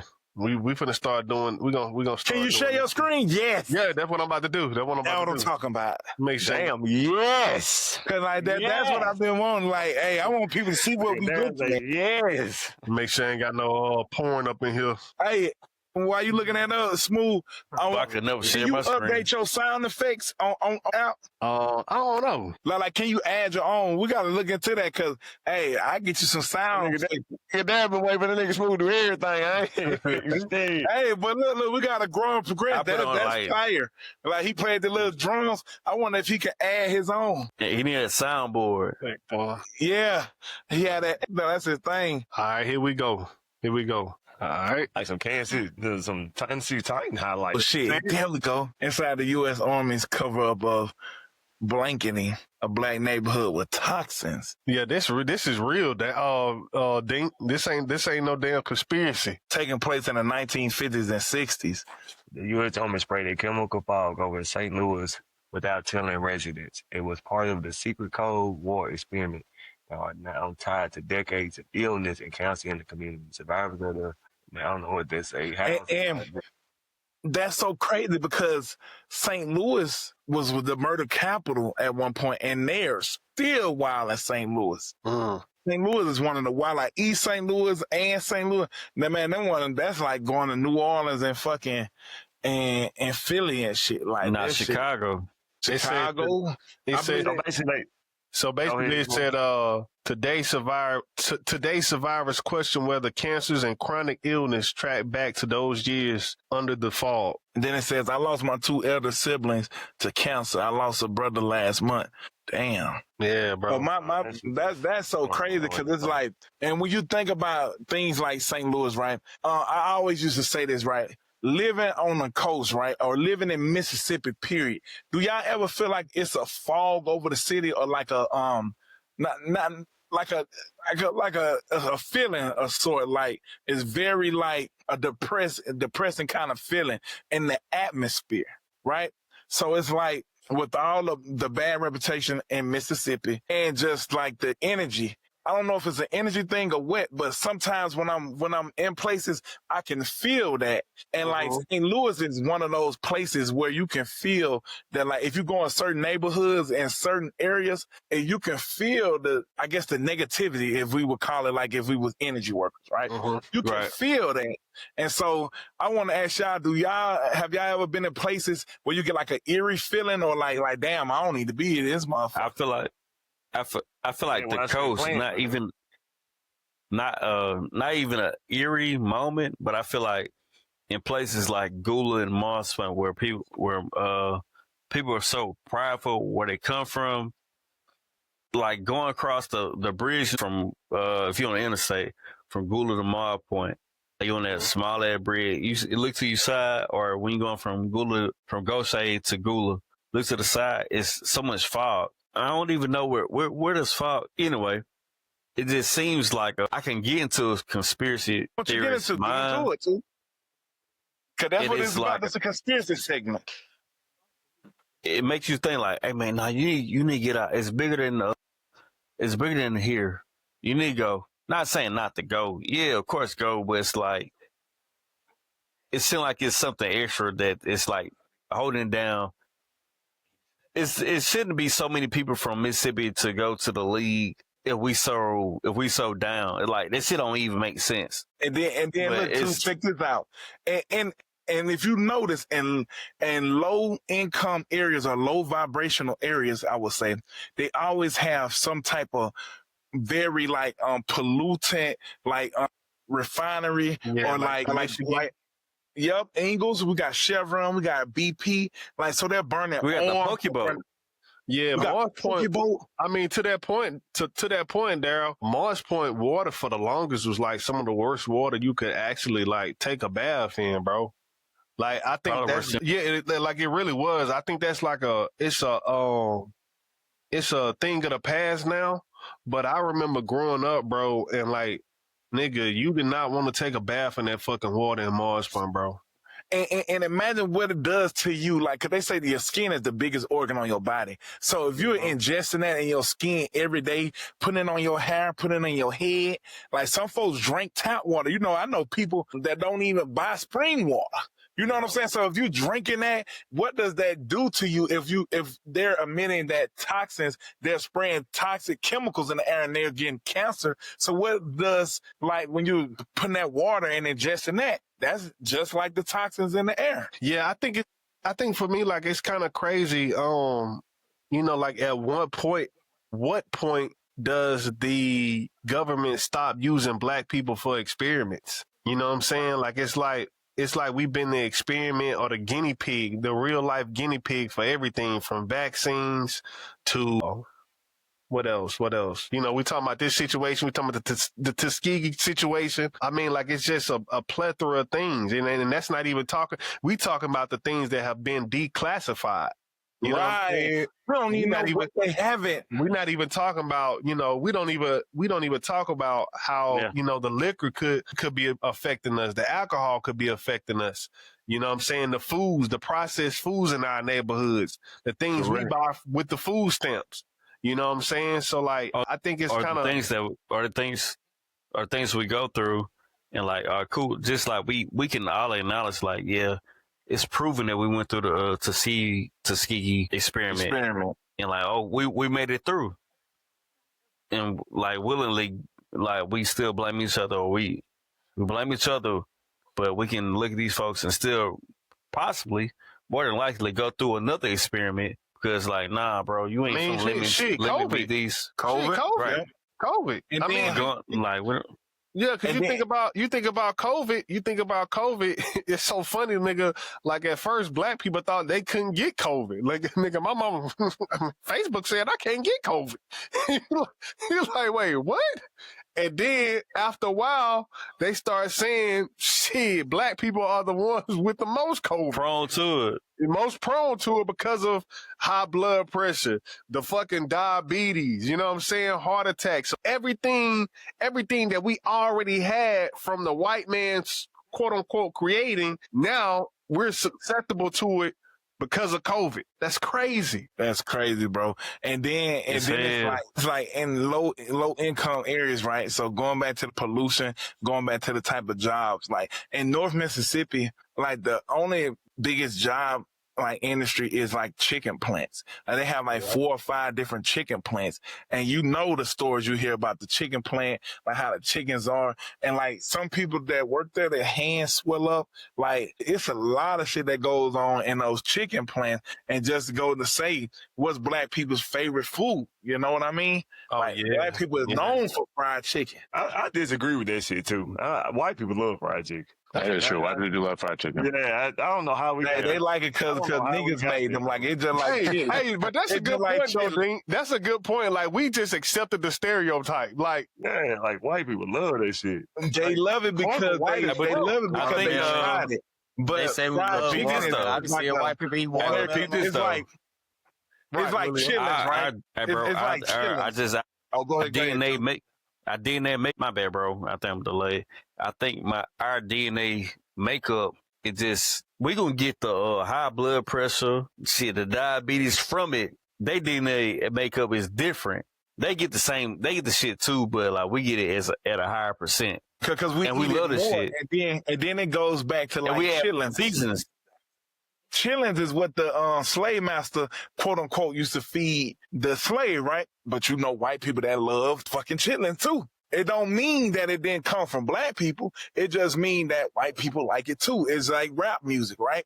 We created rap music, but it's probably more white people that like rap music than black people because there's more white people in America. But it don't mean it didn't come from us. That's all I'm saying. I know they like it. I ain't saying who invented chicken. I'm just saying. Yeah. I know what you mean. I know what you mean. I'm just saying. I think white people. That nigga went in a deep dive. Nigga like, no, nigga. We made. No, I'm just saying like, and we be the ones working in the chicken plants and shit. Like, them high-end white people don't work in chicken plants. Black people work in chicken plants. Like, well, I mean, but to that point though, Derek, I mean, honestly though, bro, it's weird the jobs we take and the jobs they don't take. Like, I have never seen too many white people work at McDonald's, but they work at certain fast foods like Chick-fil-A and Cane's. Yeah. Like, I have never really seen them at the Burger King. He ain't lying about that shit. I'm just being honest. I mean, he ain't lying about this. Popeyes be full of black people. Hey, bro, I'm gonna tell you this. Tell you this right now, bro. I'm gonna tell you this, bro, and I'm gonna leave this shit on the fucking pod. I don't give a fuck, nigga. I cannot stand dealing with niggas at a fucking fast food restaurant, bro. That is the fucking worst experience you can get, dog. Listen, dog, I went and got a fucking snowball yesterday, bro. I took my son to get a fucking snowball, bro. The nigga dropped my fucking spoon. He looked me dead in my eyes, then pick it up, and was just like, oh, well, nigga. I was like, bro, let me get another spoon, bro. It is crazy. And the reason why I can say that, dog, is because, bro, our kids do not, I'm going to just say the kids of our generations or whatever.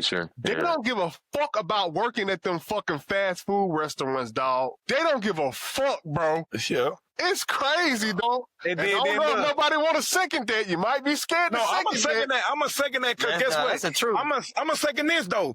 I'm going to give you I can second it first hand, bro. I hate when it's like, something says black-owned business. I hate that shit. Because you're going to get the fucking worst fucking service. Like, promoting this shit as a black-owned business because when I get in here and it be some, like, you get some crazy service and some quote-unquote black-owned business. Just see it. This the way I see it on a basic level. And this is how I see it on a basic level. This is my little talent of gold. The point is to get the money. I want the money from the black people. I want the money from the white people. I want the money from the Hispanics. I want the money from everybody. The thing that I feel what that does is when you post black, I'm just take black people out of it. If I went to Walmart and it said white on, man, I'm like, I don't even know if I should be here. That's the first thing that I'm thinking because I'm like, dang, like, I mean, I guess white on, but that's what I don't agree with you with that one. That's the first thing I'm thinking. Let them finish. That's the first thing I'm thinking, though. That's the first thing I'm thinking. So I'm like, dang, is it automatically? I'm not saying you don't think that, but I'm saying that's two different things because when you see white on, that automatically put you in the mindset of what happened back in the day. Yeah, it does. So that's why they can't say white on and why we can say black on. I just don't like black on is because I feel like it separates you as in saying, look, I you letting people know that, hey, black people own business too. I get that. I'm cool with that. But I'm also saying I don't like, because sometimes I think some people use that as a marketing scheme. Like, hey, I'm black owned. Shop with me. Worst. I even hate when people say we shop locally on, because I'm like, see, I don't care if you're local or international, nigga. I need eggs. Who got them? That's what I'm saying. That's just that's my 2 cents. You know what I'm saying? Who got eggs? Who got it? I don't care if the whole America got it or the jukebox store in Mississippi. I just need breakfast. And let me tell you my gripe about it. So my gripe about it is, it ain't that big a deal to me. Smooth, you remember Live Mixtape, right? You know it's an indie side on Live Mixtape, right? So to me, putting black on your shit, that let me know, okay, this is an indie business, and I'm need to be expecting indie service. So when I come in here, don't expect it to be like a corporation or this bitch gonna have some structure. Motherfucker might tell you, like how you said, look at you crazy. I drop your spoon. Like, here go your goddamn plate. Like, motherfuckers be out of line in some black restaurants now. Like, I'd have been to places in Mississippi, places in Mobile. Like, you get some weird service, like going to like a Mary's or Cozy's in Mobile. Like you get some black people service. Like some person at the counter might have an attitude. Like, here you go, give your change. Ain't got no professionalism. I told y'all I hate when y'all do that. White and black people do that, man. No, in a corporate. But go ahead. Go ahead, too. Go ahead, too. Black do that, bro. They don't please. But I see it more from a black-owned, quote-unquote business. Because that's what you more around. Nigga, no, hell nah. Hey, I be going to, I go to a lot of different restaurants, right? 90% of them are not black-owned. And the 10 that I do that go to black-owned, out of those 10, it's fucking damn near 7 to 8 have horrible service. Horrible service. I get that. I mean, I'm not saying, like, what I'm saying is, though, I'm gonna just say this. I'm only speaking on fast food restaurants. Right. What I'm saying, though, let me preface this. What I'm saying, though, goddamn. Nah, bro. Yeah, go ahead. I can't let it rock like that. What I'm saying is, bro, like, we are the ones that be killing our own folks, right? Like, it be other restaurants and other. I done been mistreated at black restaurants and white restaurants. True. See, but we always act like y'all let these people trick us. And I'm not even conspiracy, but I'm saying, like, once we see this on our algorithm, we automatically think black, the only ones that has the attitude. They don't put that in the algorithm that white folks, like, for instance, they don't put white folks fights on Instagram and shit. White people fight. When you amongst each other, you gonna fight. White people, but they put the negative connotation on us, and then guess what we say? Man, I always see niggas fight. It's true. White folks be fighting too. I mean, but to me, that's they don't fight like niggas, bruh. That's kind of like saying exactly. There you go. So now when you saying that's what you believe, but now the little kids thinking that, and then that's where we get our negative connotation. White people talk shit about you and act like they ready to fight. Soon you do this right here and you hit their ass, 911. Your ass is going to jail. Not all. Like I said, my experience ain't got nothing to do with no motherfucking algorithm. That ain't got to do what I'm trying to tell Dean. My experience yesterday happen everywhere. I mean, yeah, I agree with that, but I'm just saying, nigga, yesterday when I went to that goddamn snowball stand and that nigga looked me in my eye when my spoon dropped, I said, yeah, this shit is crazy. Two, what you got, bro? Hey, what you got? My experience, like I said, I've been around white people a good chunk of my life. But my experience, what I talk about, I can't ignore. I have a lot of black experience. I'm around black people. That's what I think what Dink was saying. Yeah. Where they say, man, black on black crime, man, nigga. If you see a white person kill a white person, 87% of the time it's gonna be a white person killed them. That's just because we hell ain't that kid. You probably didn't see nobody kill nobody. You feel me? Know what I'm saying? Right. But just to stay in that, I think we. But if you did, you would snitch, nigga. If you told us, right? Go ahead. Hey, it depends on who's asking. We're tricked into thinking like we're just such demons, or we're like, man, black people can't never get it together. Bro, people can't never get together. If it was so peaceful, if the white people get together, I think they will walk over and usher us in and be like, it's all good, bro. We just can't get it together as people in general. Mm-hmm. And that's why we try to, because we gonna always look out for each other. That's why we try to stay in unison. And I guess we that's where we lose each other. Hell no, I ain't standing with y'all niggas, man. Da-da-da. That always come up like a forefront because we think this imaginary narrative, bro. And I don't, that's why I feel like I always got to say something. I don't think it's imaginary too. I think it's one-sided. I think cool. I agree that, I agree they experienced the shit, but I think you be around something so much that's where you're going to experience it from. Like, I love the Chiefs. I love NFL. But since I love the Chiefs, who you think I'm going to see which offensive line you think I'm going to know more of? The Chiefs, because that's more what I'm watching. That don't mean I don't know who Tarp is for the Chargers, but I know Jawan Taylor for making all the damn mistakes. This nigga may not know who Jawan Taylor is, but I know Jawan Taylor because I'm watching my Chiefs. That's what I'm always around. So what I'm saying is we are the ones that exposes ourselves, like you're saying, like it's just like, oh shit, only black folks. Like, no, bro. White people have bad, like, where you think we the only ones writing reviews on Yelp? No, white people write the most reviews. But I'm saying, like, exactly. It's owning all them businesses. So that's what I'm saying. Like, they experiencing bad shit. I think that's where we hold all the grace at. We hold the grace over there. We don't give grace to ourselves. And that's where it's like, hey, bro. Like, damn, but we always ready to kill each other. Just like that one episode, my bad, cause I be getting hot about this one. Just like the one episode we were talking about how black women, we don't like black women because this and that. And I'm like, bro, we tell our own black women that, like, dog, some black women got attitude, but some white girls got attitude. But then y'all say, well, I don't want that girl because I say, only reason y'all feel like y'all want the black girl because most time they gonna hold you accountable. Ain't that they mad, but they just don't want to be fucked over. White girl might just let you say, all right, babe. You know what I'm saying? So don't say one got a bad attitude because they want this and that. But then the other one say, oh, well, shit, yeah, just here come my face, walk on it. And I ain't saying that about every white girl either. I'm just saying, like, I hate when we kill each other when everybody pretty much the same, to be honest. Everybody kill each other, man. Yeah, I'm with you 100%.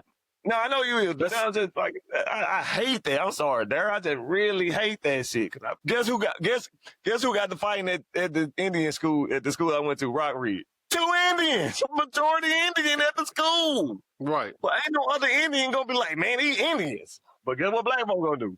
These niggas. And we gonna get on podcasts and keep that narrative going. But when the niggas can't have nothing. Yeah, that's 100% true. Yeah. Everybody do the same shit. We humans. We make mistakes. It is what it is. I think black people make the most mistakes, though. It's a good dog right there. I think we make the most mistakes out of everybody. From my experience, you still at the bottom.